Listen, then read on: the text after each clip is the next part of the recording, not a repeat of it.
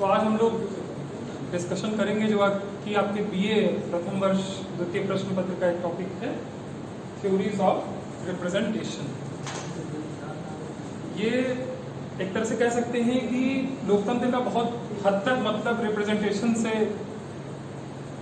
लगाया जाता है। हालांकि होता नहीं, क्योंकि लोकतंत्र जैसा कि आपको भी पढ़ाया गया था कुछ दिन पहले कि लोकतंत्र एक बहुत ही व्यापक अवधारणा है जो सिर्फ चुनाव तक ही सीमित नहीं होती, चुनाव से कहीं ना कहीं आगे जाती है। लेकिन हाँ, चुनाव एक बहुत महत्वपूर्ण इंस्ट्रूमेंट है लोकतंत्र। तो उसी के अनुक्रम में हम इस थ्योरी ऑफ रिप्रेजेंटेशन को पढ़ेंगे। तो रिप्रेजेंटेशन मतलब प्रतिनिधित्व। तो प्रतिनिधित्व जैसे हमारा एक तरीका है क्या, क्यों, कैसे। तो प्रतिनिधित्व क्या है? प्रतिनिधित्व है कि जब जनता जो है सीधे शासन कार्यों में भागीदारी न करके अपने प्रतिनिधियों के माध्यम से शासन कार्यों में भाग लेती है, अपना कोई ना कोई रिप्रेजेंटेटिव चुनती है, तो उसे एक प्रतिनिधित्व कहते हैं, रिप्रेजेंटेशन कहते हैं जनता। अब ये क्यों हुआ? जाहिर सी बात है कि आप जानते हैं कि लोकतंत्र का धीरे धीरे जो है वो प्रसार हुआ है इस दुनिया में। वेव अपॉन वेव की बात की जाती है, 3 वेव। हर एक लहर के साथ कुछ देश में लोकतंत्र आया, फिर अगली लहर आई, फिर अगली लहर आई। तो लहरों के साथ लोकतंत्र आया, तो जाहिर सी बात है लोकतंत्र आया तो जनता की भागीदारी शासन कार्यों में बढ़ी। तो शासन कार्य में भागीदारी बढ़ी तो फिर ये सवाल धीरे धीरे महत्वपूर्ण होने लगा कि किस तरह से प्रतिनिधित्व के सिद्धांत निर्धारित किए जाएं जिससे जनता की वास्तविक भावनाओं से अवगत हुआ जा सके। और एक बात और भी महत्वपूर्ण है कि जैसे आप जानते हैं कि लोकतंत्र आया तो ऐसा नहीं कि ओवरनाइट सबको वोटिंग राइट मिल गई। आप जानते हैं लोकतंत्र जहां भी जिन भी देशों में पहले आए, चाहे वो ब्रिटेन हो, चाहे वो अमेरिका हो, या फ्रेंच रेवोल्यूशन के बाद फ्रांस में, वहां सबको वोटिंग राइट नहीं था, केवल पुरुषों को था, जो एक संपत्ति रखते थे उनको था। संभ्रांत लोगों को वोटिंग राइट था, महिलाओं को वोटिंग राइट नहीं था। 20वीं सदी में आके बहुत सारी महिलाओं को वोटिंग राइट मिला है। तो धीरे धीरे लोकतंत्र का प्रसार हुआ, इसके साथ साथ वोटिंग राइट का भी प्रसार। और अब आप देखेंगे कि जब हर किसी को वोटिंग राइट मिल गया एक तरह से कि आप जैसे भारत में 18 साल से ऊपर हुए वोटिंग वोटर लिस्ट में आपका नाम आ गया और आप जाके चुनाव वोट देने के लिए एलिजिबल हो गए। लेकिन पहले ऐसा नहीं था, धीरे धीरे ये चीजें हुई। खैर, तो जब एक जनता के बड़े तबके को कह सकते हैं कि सभी को वोट देने का बिना भेदभाव के अधिकार मिल गया, तब बहुत महत्वपूर्ण हो गया कि हम ऐसे प्रतिनिधित्व के कौन से सिद्धांत को निर्धारित करें जिससे यह सुनिश्चित हो कि जनता की जो इच्छा है वो चुनाव में सही तरह से एक्सप्रेस हो रही है।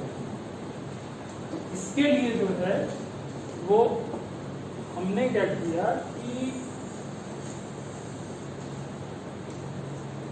कुछ प्रणालियां बनाई कि चुनाव की अलग अलग प्रणालियां डेवलप हुई, जिसमें बहुत ही जो प्रचलित है वो है, उसको बोलते हैं first pass the post system, कि जो सबसे आगे वो जीता हुआ घोषित। अब ये प्रणाली कैसे काम करती है? प्रणाली बहुत आसान है, आप बहुत अच्छे से परिचित हैं। हमारे जो लोकसभा के और जो विधानसभा के चुनाव होते हैं भारत में, वो इसी प्रणाली के होते हैं। First pass the post system, बहुत सारे प्रत्याशी होते हैं एक निर्वाचन क्षेत्र में, और जो सबसे ज्यादा वोट पाता है उसको निर्वाचित घोषित कर दिया जाता है।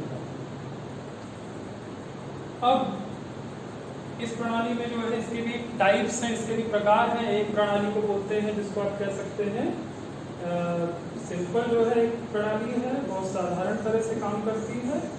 और एक प्रणाली है जिसको बोलते हैं सेकेंड बैलेट सिस्टम की तरह, कि इसमें होता है कि जब दो सबसे ज्यादा वोट पाते हैं तमाम प्रत्याशी, उनके बीच दोबारा से चुनाव होता है, खासकर फ्रांस में अपनाई जाती है प्रणाली, और उसके बाद जो बहुमत पाता है वो निर्वाचित घोषित होता है। तो एक ही सिस्टम हो गया आपका, जिसको आप कह सकते हैं कि first pass the post system. एक सिस्टम आपका और ये इमर्ज हुआ धीरे धीरे, जिसको बोलते हैं प्रोपोर्शनल रिप्रेजेंटेशन, आनुपातिक प्रतिनिधित्व। तो जब प्रोपोर्शनल आप जब बात करेंगे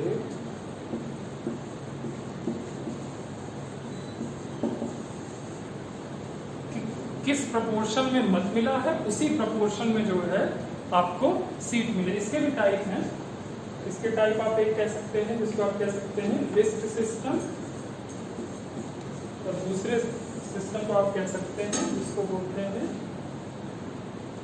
सिंपल प्रपोर्शनल आप कह सकते हैं। हालांकि इसका और भी प्रकार है। अब एक बात बहुत महत्वपूर्ण है, एक बहुत आपके जीवन से जुड़ी हुई कुछ बात, जैसे आपने क्रिकेट का खेल खेला, तो क्रिकेट के खेल जैसे होता है गली में होता है, तो गली का खेल होता है कि उसमें होता है कि मारा अपने तेज से तो बाहर चली गई बॉल, अगर तो आप आउट हो, और यही मैदान में आप करें तो आपको 6 रन मिलता है। अब खेल एक है लेकिन नियम 2 है और उसका रिजल्ट बदल रहा है। तो महत्वपूर्ण यह है कि खेल के नियम निर्धारित होने से कई बार रिजल्ट जो है वो बदल जाते हैं, जो आप भी बहुत तथ्यों के आधार पर बहुत आसानी से देखेंगे। हम भारत के ही 2 लोकसभा चुनाव का उदाहरण दें। एक 1984 में एक लोकसभा का चुनाव हुआ जिसमें जो विजयी पार्टी थी उसको मत मिला, इसको आप ऐसे लिख सकते हैं,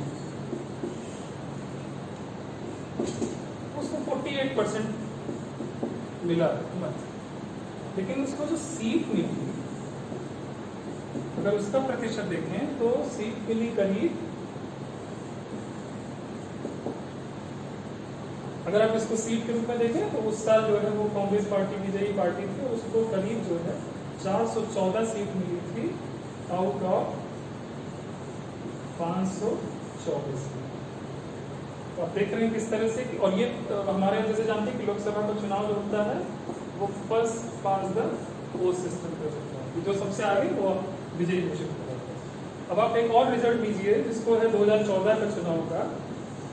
इसमें जो विजयी पार्टी थी उसका वोट प्रतिशत था 31% और उसकी जो सीट थी वो थी 52 सीट। अगर आप उसको संख्या में लिखेंगे तो 283 आउट ऑफ 543।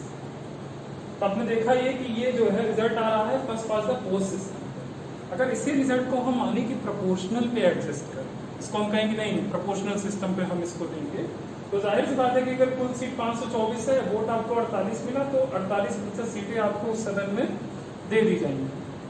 और अगर आपका जो है 31% वोट है तो 543 में 31% सीटें आपको दे दी जाएंगी, जो कि आप देखेंगे कि इससे बहुत कम है।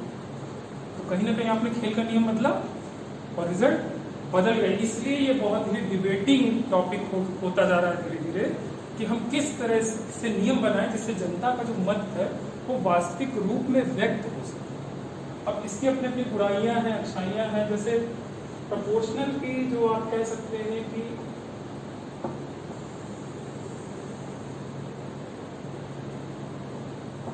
सबसे बड़ी जो अच्छाई है वो ये है कि प्रोपोर्शनल सिस्टम में वोट वेस्ट नहीं होती। एक्चुअल जितना सीट आपको जितना वोट मिला इतना % सीट आपको मिल जाएगा। लिस्ट सिस्टम उसका एक प्रकार है कि उसमें पार्टी वरीयता के आधार पर एक लिस्ट बनाती है, पूरा देश क्षेत्र बनता है, चुनाव क्षेत्र बनता है, आप प्रत्याशी को नहीं आप पार्टी को वोट देते हैं, जितना प्रतिशत वोट मिलेगा वित्ता आप कन्वर्ट करती जाएगी सीट में। ये जैसे इजराइल जैसे देशों में प्रचलित एक सिस्टम है जिसको आप कह सकते हैं जो आपके राष्ट्रपति चुनाव में आपके राज्यसभा चुनाव में होता है, जिसको सिंगल प्रोपोर्शनल कहते हैं कि एक बैलेट मिलता है, उसमें तमाम प्रत्याशियों के नाम लिखे रहते हैं, आपको उसके आगे जो है वो वरीयता लिखनी रहती है, अपना जो भी आपको वरीयता देनी है प्रत्याशी को वरीयता देते थे, और जो एक निश्चित कोटा रहता है जिसको आप ग्रुप फार्मूला से जो है वो निकालते हैं, और वो कोटा जो प्राप्त करता जाता है प्रथम वरीयता का वो जो है निर्वाचित घोषित होता है। तो कुल मिला के ये है कि ये इस तरह से सिस्टम काम करता है। अब प्रोपोर्शनल सिस्टम में ये है, इसकी अब खूबी बताई कि हाँ चलिए जो वोट मिला वो सीट मिली, लेकिन अब सबसे बड़ा इसका ड्रॉबैक ये है कि बहुमत नहीं इसके कारण मिल पाता है कई बार पार्टी। और जो आपका first pass the post system है या जो ऐसी प्रणाली जिसको बहुल प्रणाली आप बोलते हैं, ये अक्सर बहुमत की तरफ आपने जैसे देखा कि 48% वोट लेकिन 80% सीटें, तो ये काम करता है। इसलिए बहुत महत्वपूर्ण है किसी भी लोकतंत्र के लिए आप